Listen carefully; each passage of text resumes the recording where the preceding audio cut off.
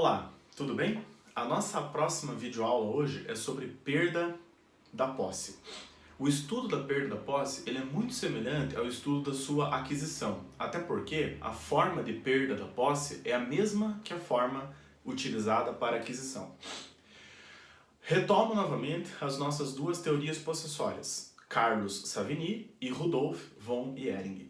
Então, a perda da posse para Savigny se dá quando o sujeito perde o contato com o corpus com a intenção ou animosidade de abandoná-la, de se desfazer do seu contato. Então, eu tenho a posse dessa caneta.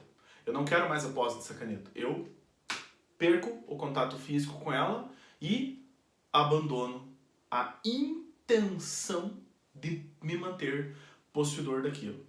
Já Ehring, para ser bem sintético aqui, a gente já falou bastante sobre eles, por isso que eu estou passando mais rápido, perde-se a posse para Ehring quando simplesmente o sujeito deixa de ter o contato com a coisa.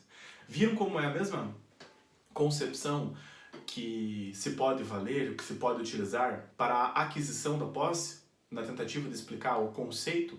Então, quando nós estávamos estudando a aquisição da posse, eu lembro que eu falei para vocês, adquire-se a posse para Savigny quando o sujeito entra em contato com a coisa e tem a intenção de se tornar proprietário, ou assenhorar-se da coisa, ou se tornar dono.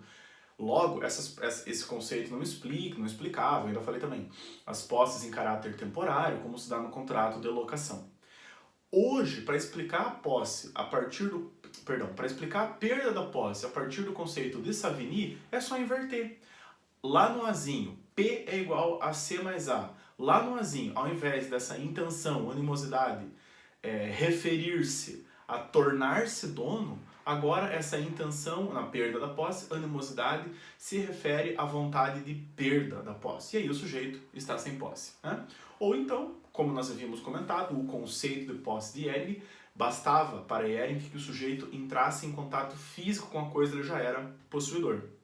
Então, para explicar a perda da posse, e a nossa aula hoje de perda possessória, o sujeito basta para tanto que ele perca o contato com a coisa.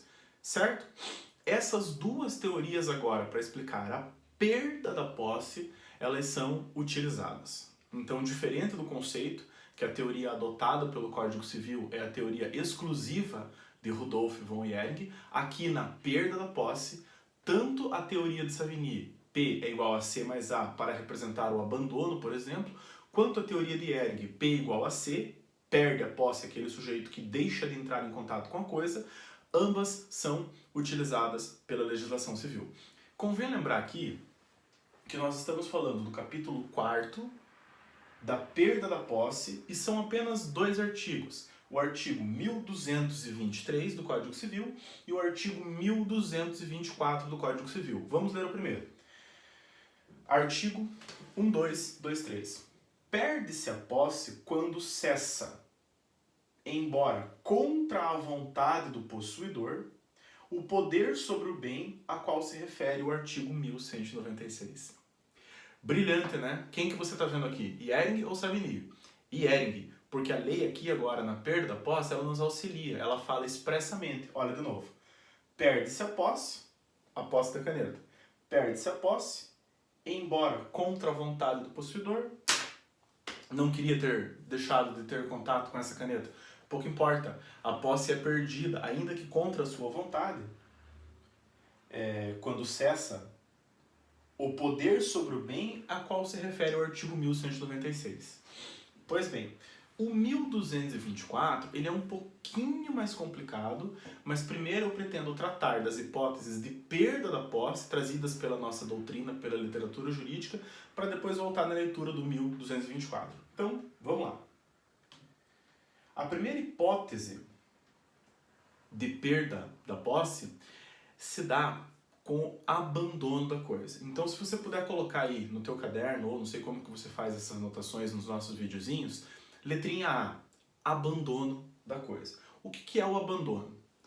Acontece o abandono quando o sujeito perde o contato com a coisa na intenção de não mais exercer assenhoramento sobre ela. Isso é abandono. Por isso, todo abandono será sempre um ato intencional e voluntário. Não existe um abandono não intencional, do tipo, esqueci meu celular na sala de aula. Isso não é abandono, né? Aí, pessoal, a doutrina também cria um nome, vocês já devem ter ouvido falar disso, para coisas abandonadas. As coisas abandonadas são chamadas de res derelictae. Então, R-E-S, res derelictae. Só letrando agora. D-E... Vou ler. Não sou igual aquele moço que apareceu no Luciano Huck. D-E-R-E-L-I-C-T-A. Res derelictae.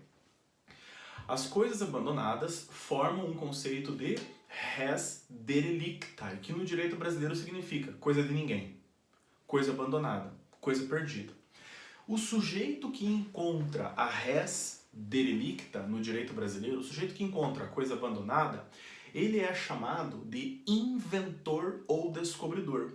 E por ter encontrado, ele tem direito a receber 5% do valor venal da coisa encontrada, certo? Então essa é a nossa hipótese da letra A.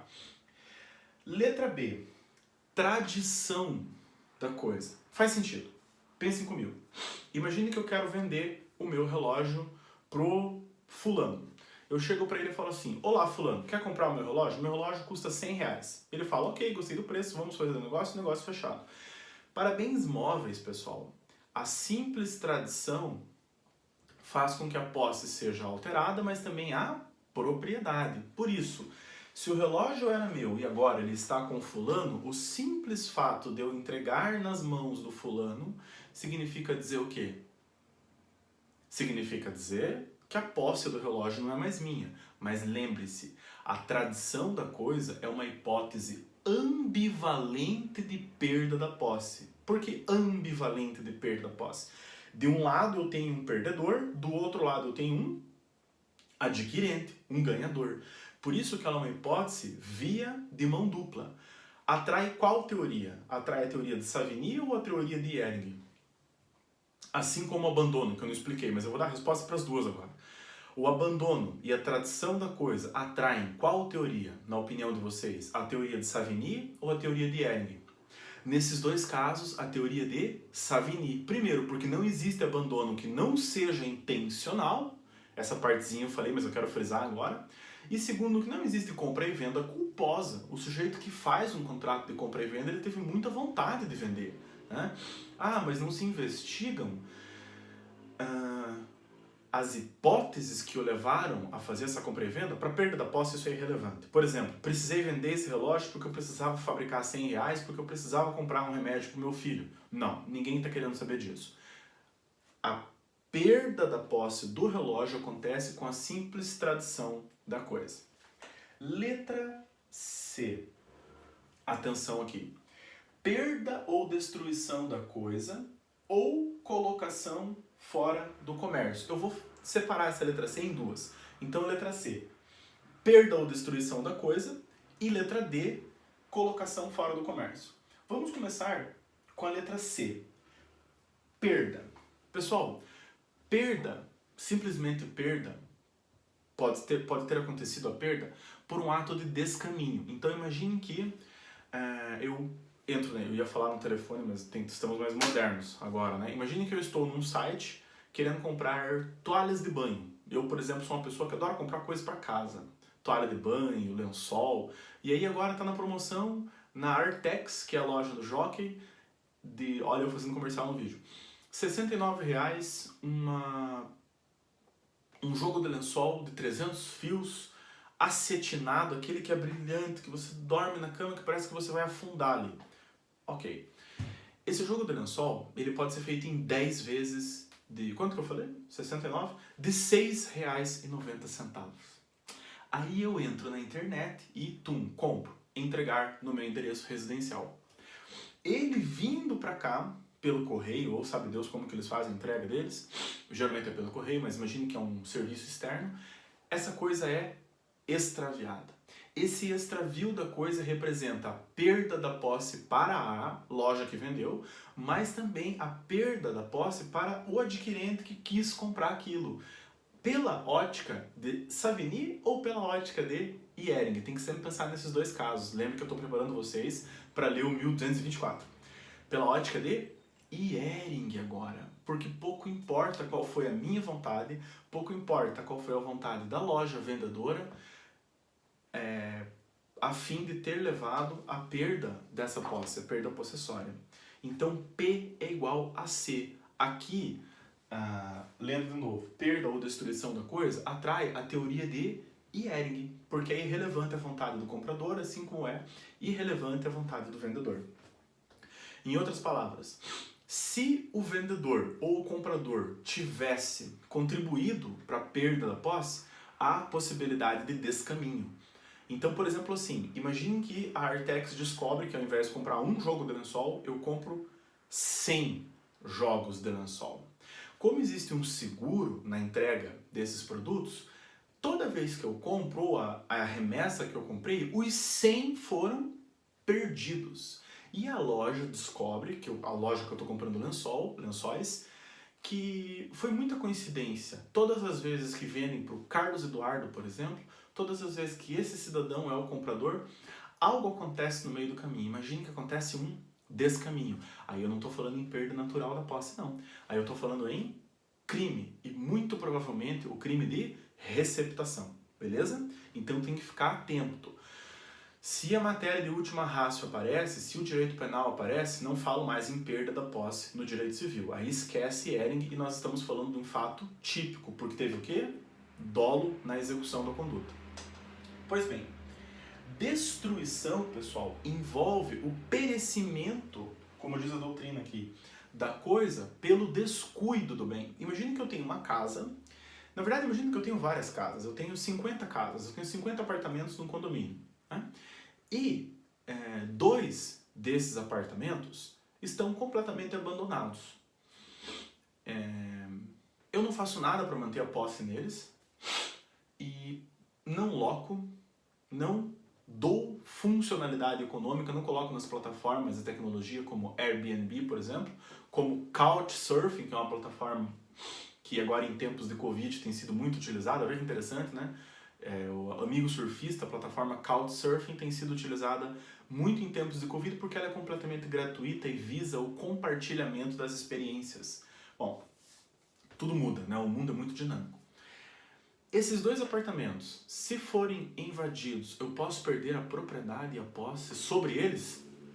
Posso. Por quê? Porque houve a destruição pelo perecimento do bem. Mas espera lá, Collier. O apartamento está lá, intacto. Se você abrir a chave, olhar lá dentro, tá tudo no lugar. Como que você fala em destruição? Eu falo em destruição porque essa destruição é uma destruição simbólica. Significa dizer que a coisa foi praticamente abandonada pelo legítimo possuidor ou pelo legítimo proprietário.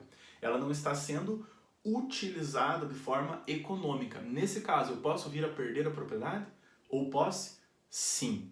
E uma resposta mais pragmática, mais normativa, ela vai estar no artigo 182 da Constituição de 88. A propriedade subutilizada, não utilizada ou edificada que não cumpra as ordenações expressas no plano diretor poderá sofrer edificação compulsória, IPTU progressivo no tempo ou desapropriação sanção. Com pagamento, devo tomar em títulos de dívida pública previamente aprovados por resolução do Senado Federal resgatáveis num prazo de até 10 anos. 182, parágrafo 4º, salvo engano, inciso 123 da Constituição. Outra hipótese, e essa é muito interessante, que também atrai a teoria do Ehring, é a colocação fora do comércio. Muito bem, imaginem, pessoal, que com os avanços das pesquisas médicas, biológicas, descobre-se, hipótese, estou inventando, tá? Não é o que está acontecendo, que o uso de energéticos potencializa os efeitos nocivos da Covid-19 no corpo humano. Aí, a Anvisa, Agência Nacional de Vigilância Sanitária, decide, através de uma instrução, banir o consumo consumo de energéticos Red Bull do Brasil, ou energéticos Burn, sabe Deus qual marca, decide banir o consumo desses produtos. A lojinha que está vendendo, se quiser continuar vendendo o energético, pode? Claro que não. Acaba de ser determinada a colocação fora do comércio através de uma decisão administrativa, um ato administrativo discricionário, portanto, pautado em oportunidade e conveniência, da administração pública, indireta, autárquica, fundacional, que determinou a colocação da coisa fora do comércio. Perde-se a posse sem direito à indenização. Bom, pessoal, agora nós estamos preparados para ler o 1224, caminhando para o finalzinho da nossa aula. 1224. Caramba, até agora, 15 minutos e 47 segundos em um artigo para você ver o que é direito das coisas. 1224. Só se considera perdida a posse para quem não presenciou o esbulho. Você, jovem jurista, jovem cientista, sabe o que significa esbulho. Esbulho é afastamento total do autor da ação de reintegração de posse do exercício possessório ou é apenas um incômodo ao exercício possessório? Afastamento total. Então, lendo de novo. Só se considera perdida a posse para quem não presenciou o esbulho. Porque se presenciou, meu amigo, tá vendo o que está acontecendo. Agora imagine para quem não presenciou. Então você está lá na tua casa e a tua chácara está sendo invadida lá em São José dos... em São José dos Pinhais. Você não está presenciando o esbulho. Só se considera perdida a posse da chácara em São José dos Pinhais que você não está presenciando o esbulho, vírgula. Voltando. Quando você, proprietário da chácara em São José dos Pinhais, aqui em Curitiba, se abstém de retomar a coisa. O que é isso? Abandono, que é um ato sempre intencional e voluntário. Ou, tentando recuperá-la, é violentamente repelido. O que é isso? É o PVC, de novo, lá da classificação possessória. Precariedade, violência e clandestinidade. A violência que vai repelir o sujeito que não presenciou o esbulho pode levá-lo à perda da posse. Certo, pessoal? Muito obrigado. Até a nossa próxima aula, videoaula. Hoje a aula foi sobre perda da posse.